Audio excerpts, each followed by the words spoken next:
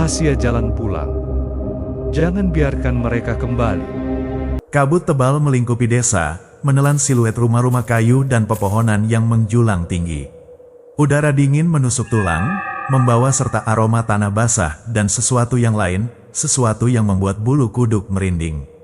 Aku mencengkeram erat setir mobil, pandanganku menembus tirai putih yang seolah tak berujung. Sudah hampir 20 tahun sejak terakhir kali aku menginjakkan kaki di desa Karangsari. 20 tahun sejak malam itu, malam di mana semuanya berubah. Aku kembali bukan karena keinginan, melainkan sebuah keharusan.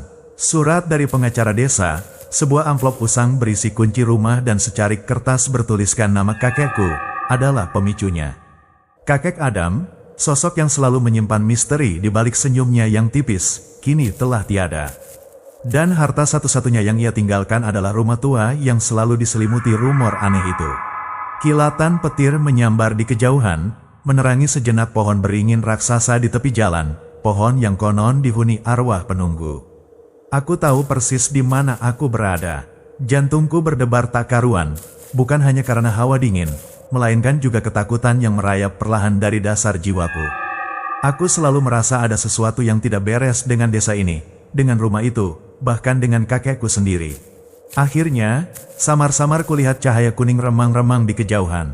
Sebuah lampu jalan yang berkelap-kelip di depan gerbang berkarat. Itu dia, rumah tua peninggalan kakek Adam. Mobilku berhenti tepat di depannya. Pintu gerbang berderit pelan saat ku buka, seolah menyambutku dengan desahan panjang. Rumah itu berdiri kokoh, namun memancarkan aura suram yang tak terbantahkan. Jendela-jendela gelapnya seperti mata kosong yang menatapku. Pohon-pohon rindang di halaman depan bergerak-gerak pelan tertiup angin, bayangan mereka menari-nari di dinding. Aku melangkah keluar dari mobil, merasakan hembusan angin dingin membelai wajahku. Suara jangkrik bersahutan, seolah meratapi kedatanganku. Aku menarik napas dalam-dalam, mencoba menenangkan diri. Ini hanya rumah tua, kan? Hanya kenangan buruk yang membayangiku. Tapi entah mengapa, aku tahu bahwa malam ini, dan mungkin hari-hari berikutnya, tidak akan sesederhana itu. Kunci berkarat itu terasa dingin di tanganku saat aku memasukkannya ke lubang kunci. Bunyi, klik, yang pelan bergema dalam keheningan malam. Begitu pintu terbuka, bau apak dan lembab langsung menyeruak, menusuk hidungku. Debu tebal menyelimuti segala sesuatu di dalam. Furnitur usang ditutupi kain putih yang kusam, menciptakan pemandangan yang menyeramkan di bawah cahaya senter ponselku. Aku melangkahkan kaki perlahan, setiap langkah menghasilkan derit lantai kayu yang menusuk telinga. Ruang tamu terasa dingin, lebih dingin daripada udara di luar. Sebuah jam dinding besar tanpa jarum menggantung di dinding, seolah waktu telah berhenti di tempat ini bertahun-tahun yang lalu. Di sudut ruangan, sebuah lukisan potret wanita tua dengan tatapan kosong seolah mengikutiku. Aku mencoba mengabaikannya, namun rasanya seperti sepasang mata tak terlihat terus mengawasiku. Aku memutuskan untuk memeriksa setiap ruangan. Dapur yang gelap dan berantakan, kamar mandi dengan cermin buram, dan 2 kamar tidur di lantai bawah yang tak kalah suramnya. Semuanya terasa beku dalam waktu. Saat aku sampai di tangga menuju lantai 2, ku dengar suara. Sebuah suara lirih, seperti bisikan, datang dari lantai atas. Jantungku berpacu. Aku mencoba meyakinkan diriku bahwa itu hanya angin yang berdesir melalui celah-celah rumah, atau mungkin tikus. Tapi bisikan itu terdengar terlalu jelas, terlalu menyerupai suara manusia. Aku ragu sejenak, namun rasa penasaran bercampur takut mendorongku untuk naik. Setiap anak tangga berderit di bawah berat badanku, seolah protes atas gangguanku. Di lantai atas, ada 3 pintu. 2 kamar tidur dan 1 pintu yang sepertinya menuju loteng. Bisikan itu terdengar semakin kuat dari kamar pertama di sebelah kanan. Aku memegang gagang pintu, merasakan dinginnya logam menusuk telapak tanganku. Dengan keberanian yang kukumpulkan, aku mendorongnya perlahan. Kamar itu kosong, tidak ada apa-apa kecuali sebuah lemari pakaian tua yang terbuka sebagian. Aku melangkah masuk, menyentri setiap sudut ruangan, mencari sumber suara. Tidak ada, keheningan kembali melingkupiku, lebih pekat dari sebelumnya. Tiba-tiba, dari balik dinding di sisi lemari, ku dengar suara itu lagi. Kali ini lebih jelas, seperti seseorang sedang merintih pelan. Aku menempelkan telingaku ke dinding. Dingin, dan di balik dinginnya itu, aku bisa merasakan getaran samar. Getaran yang bukan disebabkan oleh angin. Getaran yang seolah berasal dari sesuatu yang hidup di balik tembok. Keringat dingin membasahi punggungku. Aku tidak tahu harus berpikir apa, atau apa yang harus kulakukan. Ini bukan sekadar rumah tua. Ini adalah jebakan. Malam itu, tidurku tidak nyenyak. Suara bisikan dari balik dinding terus menghantui pikiranku. Setiap kali aku memejamkan mata, aku bisa mendengar rintihan samar, seolah ada seseorang yang terperangkap. Aku terbangun berkali-kali, memeriksa dinding, berharap menemukan celah atau pintu rahasia. Nihil, dinding itu kokoh, tertutup rapat. Keesokan paginya, di bawah sinar matahari pagi yang samar-samar menembus celah jendela, rumah itu terasa sedikit kurang menakutkan. Tapi perasaan tercekam masih belum hilang. Aku memutuskan untuk mencari petunjuk. Kakek Adam adalah orang yang misterius. Mungkin dia meninggalkan sesuatu. Aku mulai menggeledah setiap sudut rumah, mulai dari ruang tamu hingga kamar tidur utama. Debu beterbangan setiap kali aku menggeser furnitur atau membuka laci. Di dalam lemari buku yang berjamur di ruang tamu, di balik tumpukan buku-buku tua tentang pertanian dan obat-obatan herbal, aku menemukan sebuah kotak kayu kecil yang usang. Kotak itu tidak terkunci. Di dalamnya, tergeletak sebuah buku bersampul kulit tua yang tebal, warnanya pudar dan halamannya menguning. Di sampulnya, tertulis dengan tinta kuno, buku harian Adam. Jantungku berdegup kencang. Ini dia. Mungkin ini adalah kunci untuk memahami semua misteri di rumah ini, dan juga kakekku. Aku membuka halaman pertama. Tulisannya rapi, namun terlihat buram di beberapa bagian. Kakek Adam menulis tentang kehidupan sehari-harinya, tentang cuaca, hasil panen, dan kunjungan tetangga. Namun, semakin aku membalik halaman, tulisannya mulai berubah. Ada catatan-catatan aneh, coretan-coretan acak, dan bahkan sketsa-sketsa yang mengerikan tentang sosok bayangan. Pada suatu halaman, tertulis tanggal sekitar 50 tahun yang lalu. Kakek menulis, suara itu semakin jelas setiap malam. Dari balik dinding, ia memanggil namaku. Aku harus menguncinya. Aku merinding membaca kalimat itu. Suara yang ia maksud, mungkinkah itu suara yang kudengar tadi malam? Dan apa yang ia kunci? Beberapa halaman berikutnya dipenuhi tulisan tangan yang semakin berantakan, seolah kakek sedang tertekan. Ada satu entry yang membuatku tercekat, mereka ingin masuk. Mereka ada di mana-mana. Desa ini tidak aman. Jangan pernah biarkan mereka menemukan jalan pulang. Aku merasa dingin menjalar di seluruh tubuhku. Siapa mereka yang kakek Adam maksud? Dan apa hubungannya dengan jalan pulang? Aku menutup buku harian itu, mencoba mencerna semua informasi yang baru saja ku dapat. Kakek Adam bukan hanya seorang pria tua biasa. Dia tahu sesuatu yang mengerikan. Dan sepertinya, aku kini menjadi bagian dari misteri itu. Aku kembali ke lantai atas, menatap dinding yang kemarin mengeluarkan suara. Kini, semua petunjuk terasa mengarah ke sana. Ada sesuatu di balik dinding itu, dan kakekku punya alasan kuat untuk menyembunyikannya. Buku harian kakek Adam menjadi obsesiku. Aku membaca ulang setiap entry, mencari petunjuk, mencoba menghubungkan titik-titik yang terpisah. Catatan tentang mereka dan jalan pulang terus menghantuiku. Namun, petunjuk paling jelas adalah suara yang kudengar, suara yang juga didengar kakek Adam. Suara itu berasal dari balik dinding di kamar atas. Aku kembali ke kamar itu, menyentri setiap inci dinding, menekan-nekan, mencari celah, engsel, atau apapun yang menunjukkan adanya pintu tersembunyi. Dinding itu terasa padat dan dingin. Namun, di salah satu sudut, di balik lemari pakaian tua yang telah kugeser, aku menemukan sesuatu. Sebuah retakan samar di plester, hampir tak terlihat, yang membentuk garis vertikal.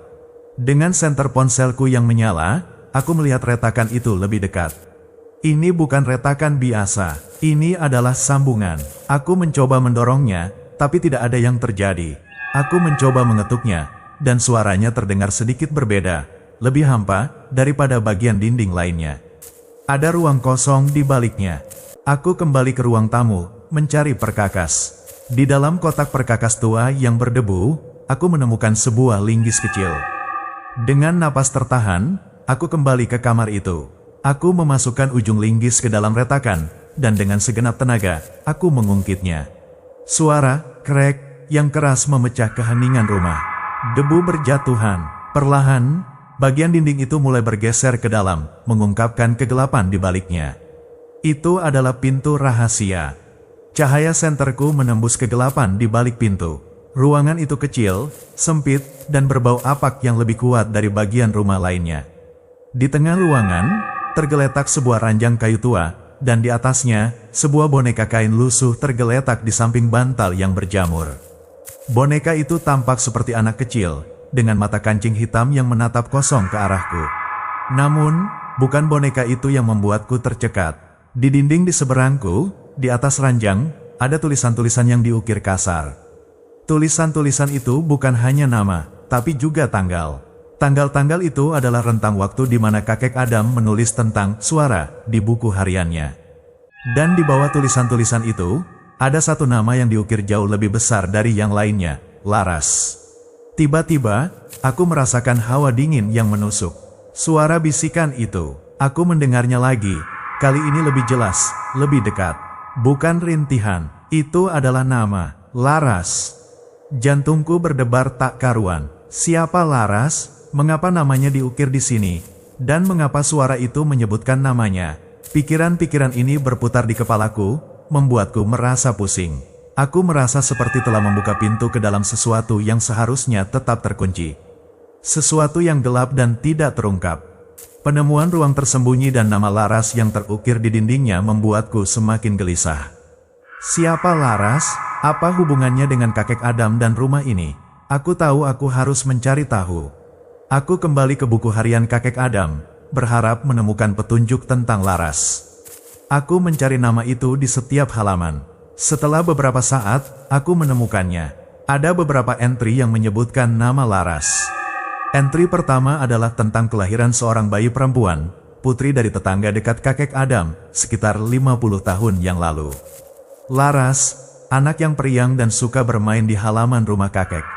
Entry-entry selanjutnya menceritakan tentang kebersamaan kakek Adam dan Laras, bagaimana kakek mengajarinya membuat kerajinan tangan, dan bagaimana Laras sering menghabiskan waktu di rumah itu.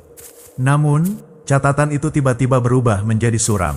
Kakek Adam mulai menulis tentang Laras yang sakit, demam tinggi, dan batuk yang tak kunjung sembuh.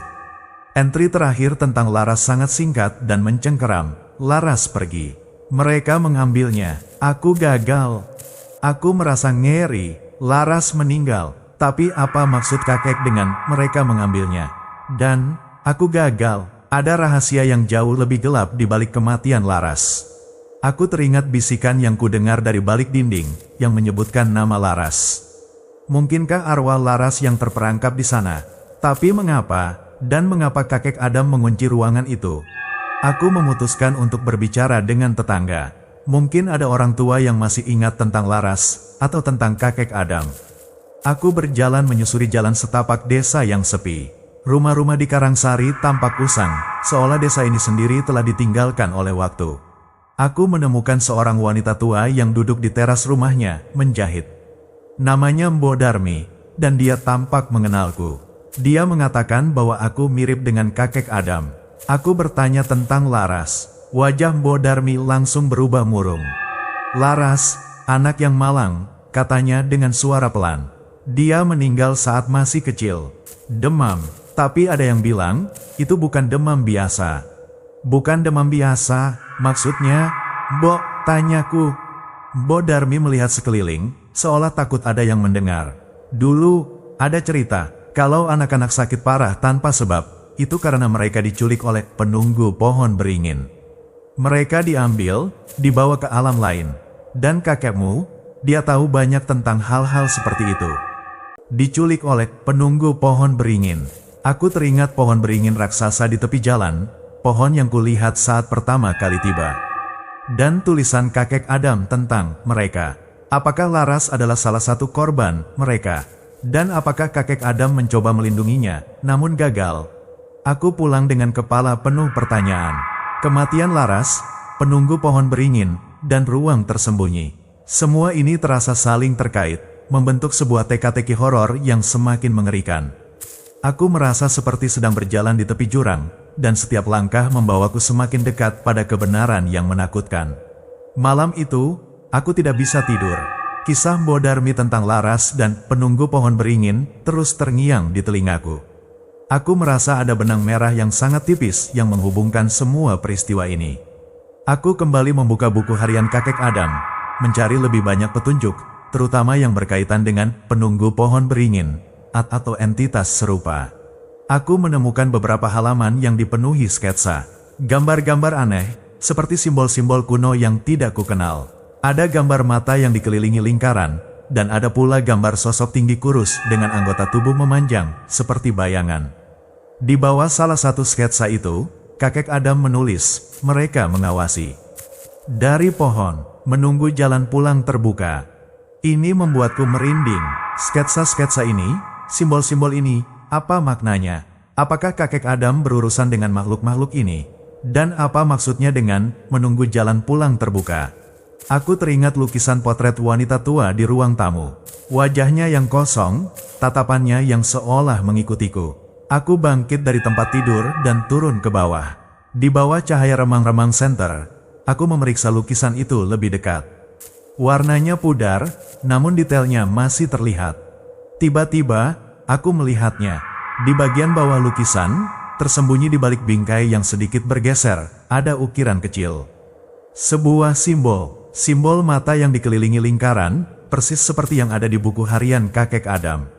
Aku merasa jantungku melonjak. Itu bukan kebetulan. Lukisan itu bukan sekadar hiasan. Aku teringat kakek Adam adalah seorang pembuat ukiran kayu. Mungkin dia yang membuat lukisan itu, atau setidaknya menambahkan ukiran itu. Tapi mengapa? Apa hubungannya lukisan itu dengan semua ini? Aku mencoba memikirkan kembali semua yang telah terjadi. Suara bisikan Laras, ruang tersembunyi, kematian Laras, kisah penunggu pohon beringin, dan sekarang sketsa serta simbol di buku harian dan lukisan. Semua ini terasa seperti potongan-potongan teka-teki yang belum lengkap.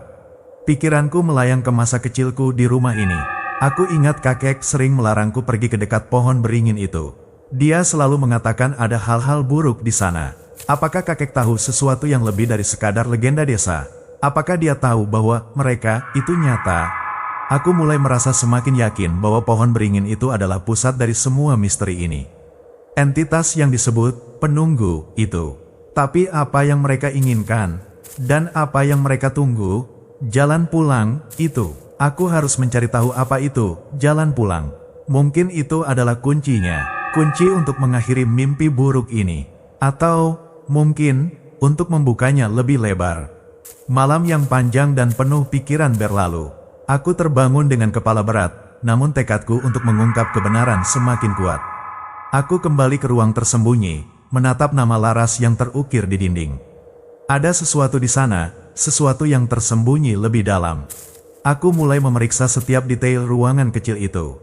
Lantai, dinding, bahkan langit-langit. Di bawah ranjang kayu yang usang, tersembunyi sebuah kotak kayu kecil lainnya, jauh lebih kecil dari kotak buku harian kakek Adam.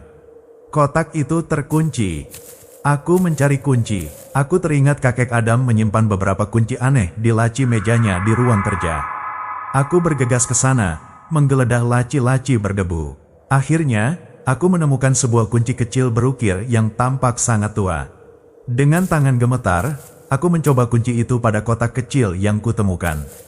Pas, klik, kotak itu terbuka. Di dalamnya, terlipat rapi sebuah surat yang sudah menguning, dan sebuah liontin perak berbentuk mata yang dikelilingi lingkaran, persis seperti simbol yang ada di buku harian dan lukisan. Surat itu ditulis tangan dengan tulisan kakek Adam, namun kali ini terlihat lebih bergetar, seolah ia menulisnya dalam keadaan tergesa-gesa atau ketakutan. Surat itu ditujukan untukku. Isi surat itu membuatku tercengang. Untuk cucuku tercinta. Jika kau menemukan surat ini, berarti aku sudah tiada, dan kau telah membuka pintu ke kebenaran yang mengerikan. Aku tahu kau pasti bertanya-tanya tentang semua ini. Tentang rumah ini, tentang Laras, dan tentang suara-suara yang mungkin kau dengar. Maafkan aku, cucuku. Aku tidak bisa melindungimu dari takdir yang telah menunggu. Desa ini, sejak lama, berada di bawah bayangan mereka. Mereka adalah entitas kuno yang bersemayam di pohon beringin. Mereka haus akan jiwa-jiwa muda, dan mereka mencari jalan pulang ke dunia kita. Laras adalah salah satu korban mereka. Aku mencoba melindunginya, menguncinya di ruangan itu, berharap mereka tidak bisa mengambilnya. Tapi aku terlambat, mereka menemukannya. Liontin ini adalah pelindung. Selalu kenakanlah. Simbol ini adalah penolak mereka. Kau harus menutup jalan pulang sebelum terlambat. Jalan pulang itu ada di dalam rumah ini, di tempat yang paling tidak terduga. Sebuah cermin yang akan menunjukkan wujud asli mereka. Jangan pernah menatapnya lama-lama, cucuku. Jangan pernah membuka jalan pulang sepenuhnya. Jika mereka berhasil melewatinya, seluruh desa akan lenyap. Aku telah mencoba mengunci mereka selama ini, tetapi kekuatanku memudar. Sekarang, giliranmu. Maafkan aku, selamatkan dirimu, dan selamatkan desa ini. Kakekmu, Adam. Surat itu jatuh dari tanganku. Jantungku berdegup kencang, nyaris meledak. Jadi semua ini nyata. Mereka, itu nyata. Pohon beringin itu adalah gerbang. Dan, jalan pulang, itu adalah cermin. Cermin di rumah ini. Lukisan wanita tua itu, dengan mata kosongnya, tiba-tiba terasa lebih menyeramkan. Aku teringat cermin buram di kamar mandi. Apakah itu cermin yang dimaksud kakek? Aku melirik liontin perak di tanganku. Simbol itu, pelindung. Kakek Adam telah melakukan semua ini untuk melindungiku dan desa ini. Rasa takut dan haru bercampur aduk. Aku harus menemukan cermin itu. Aku harus menutup jalan pulang sebelum mereka berhasil kembali sepenuhnya. Surat kakek Adam telah mengubah segalanya. Ketakutan yang sebelumnya hanya bisikan kini menjadi kenyataan yang mengerikan. Mereka itu nyata. Dan mereka ada di sekitar kita. Aku menggenggam erat liontin perak pemberian kakek, merasakan dinginnya logam menenangkan sedikit kegelisahanku. Cermin, itu adalah petunjuk kakek Adam. Sebuah cermin yang akan menunjukkan wujud asli mereka, dan berfungsi sebagai jalan pulang. Aku langsung teringat cermin di kamar mandi. Buram dan berjamur, seolah telah lama tidak digunakan. Aku bergegas menuju kamar mandi. Cermin itu tergantung di dinding, di atas wastafel yang kotor. Permukaannya sangat buram sehingga hampir tidak memantulkan apapun. Aku membersihkan permukaannya dengan tanganku, mencoba menghilangkan lapisan debu dan kotoran. Perlahan, bayanganku mulai terlihat, namun masih samar. Saat aku terus membersihkannya, aku merasakan sesuatu yang aneh. Permukaan cermin itu terasa dingin, jauh lebih dingin dari seharusnya. Dan ada sensasi aneh, seperti ada tarikan dari dalam. Aku melihat pantulan mataku sendiri di cermin, dan untuk sesaat, aku merasa seolah bukan aku yang ada di sana. Tiba-tiba, permukaan cermin mulai beriak. Bukan riak air, melainkan seperti kabut hitam yang bergerak di dalamnya. Bayanganku mulai terdistorsi, memanjang, dan kemudian menghilang sepenuhnya. Di tempat bayanganku seharusnya, muncullah sesosok bayangan hitam pekat. Tinggi, kurus, dengan anggota tubuh memanjang yang tidak proporsional. Matanya bersinar merah menyala di tengah kegelapan, menatapku dengan tatapan kosong dan penuh kebencian. Mereka, makhluk yang ada di sketsa kakek Adam. Wujud asli mereka. Jantungku berdebar tak karuan. Aku ingin berteriak, tapi suaraku tercekat di tenggorokan. Ketakutan yang luar biasa melumpuhkanku. Dari dalam cermin, ku dengar bisikan-bisikan. Bukan lagi rintihan, melainkan suara-suara yang tak kukenal, seperti desisan dan erangan yang tak beraturan. Mereka memanggil namaku. Kembalikan kami ke tempat kami. Sosok bayangan itu mulai bergerak, seolah ingin keluar dari cermin. Aku bisa merasakan hawa dingin yang menusuk semakin kuat, seolah ada tangan tak terlihat yang mencengkeramku. Aku teringat peringatan kakek, jangan pernah menatapnya lama-lama. Jangan pernah membuka jalan pulang sepenuhnya. Aku memejamkan mata, mencoba mengusir bayangan mengerikan itu dari pikiranku. Aku harus melakukan sesuatu. Aku harus menutup jalan pulang. Tapi bagaimana? Kakek tidak menjelaskan caranya. Aku membuka mataku lagi. Sosok di dalam cermin semakin jelas, semakin dekat. Sebuah tangan panjang dan kurus, seperti ranting pohon yang mengerikan, mulai menembus permukaan cermin. Kuku-kuku hitam dan tajamnya terlihat jelas. Mereka akan keluar. Aku harus cepat. Aku harus menghentikannya. Tapi bagaimana caranya? Aku melihat sekeliling, mencari sesuatu. Apa saja yang bisa kubuang ke cermin itu, memecahkannya. Tapi tidak ada apapun yang cukup besar atau berat. Dan aku tidak bisa melarikan diri. Kakiku terpaku di lantai. Ini adalah pertarungan. Pertarungan antara aku dan mereka yang ingin menembus dunia ini. Tangan kurus mengerikan itu semakin mendekat, menembus permukaan cermin. Aku bisa merasakan hawa dinginnya yang menusuk, seolah kematian itu sendiri sedang merangkak keluar dari dimensi lain. Panik menyerangku, tapi aku tahu aku tidak bisa menyerah. Desa ini, dan nyawaku sendiri, bergantung padaku. Aku menatap liontin di tanganku, simbol mata yang dikelilingi lingkaran. Kakek bilang ini adalah penolak mereka. Aku menatap cermin itu lagi. Sosok hitam itu semakin besar, semakin nyata. Bisikan-bisikan semakin keras, memenuhi telingaku dengan suara-suara aneh. Pulang, ke sini, milik kami. Tiba-tiba, sebuah ide melintas di benakku, terinspirasi oleh tulisan kakek Adam di buku harian dan simbol-simbol kuno itu. Kakek sering menulis tentang ritual dan simbol-simbol penolak. Mungkin aku bisa menggunakan simbol ini untuk melawan mereka. Aku merogoh saku, mencari pulpen atau spidol. Aku harus menggambar simbol itu. Tapi di mana? Aku melihat lantai kamar mandi yang berdebu. Itu tempatnya. Dengan cepat, aku berlutut, menggambar simbol mata yang dikelilingi lingkaran di lantai, persis di depan cermin. Aku mengerjakannya secepat mungkin, merasakan urgensi yang mendesak. Saat ujung pulpenku menyentuh lantai, cermin bergetar hebat. Sosok di dalamnya meraung, suaranya seperti desisan ratusan ular yang kelaparan. Tangan yang hampir keluar dari cermin itu menarik diri sedikit, seolah kesakitan. Ini berhasil. Liontin ini, simbol ini, adalah kuncinya. Aku harus melakukan sesuatu yang lebih. Kakek Adam selalu menyalakan dupa di rumah ini, terutama saat dia melakukan ritual kecilnya. Aku ingat dia mengatakan bahwa asap dupa bisa membersihkan energi negatif.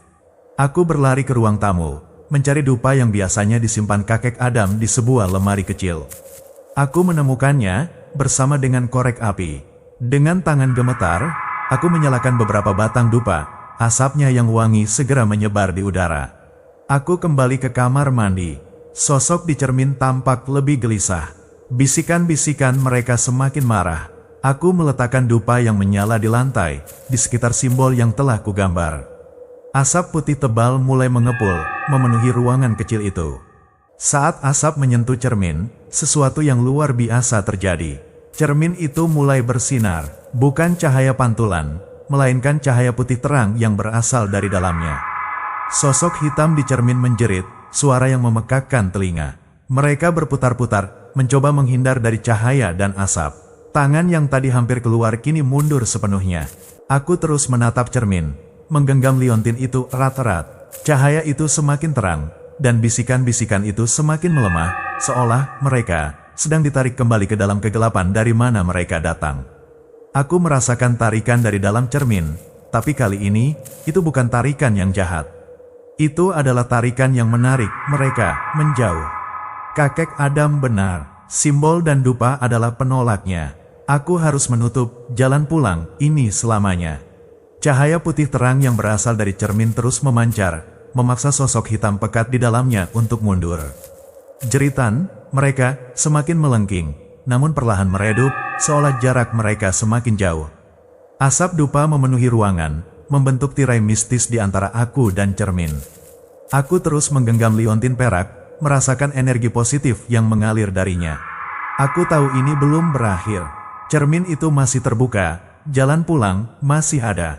Aku harus menutupnya, dan kali ini, aku harus memastikan itu terkunci selamanya. Kakek Adam telah berusaha keras melindungi desa ini, dan sekarang giliranku. Aku teringat entry terakhir dalam buku harian kakek Adam. Aku telah mencoba mengunci mereka selama ini, tetapi kekuatanku memudar. Sekarang, giliranmu. Kakek telah melakukan apa yang dia bisa. Tapi aku harus menyelesaikan apa yang dia mulai. Aku melihat sekeliling kamar mandi, mencari sesuatu yang bisa digunakan untuk menghancurkan cermin itu. Aku tidak bisa membiarkannya tetap utuh, berfungsi sebagai gerbang bagi mereka. Mata saya tertuju pada sebuah bangku kayu kecil di sudut ruangan. Itu berat, dan aku bisa mengangkatnya.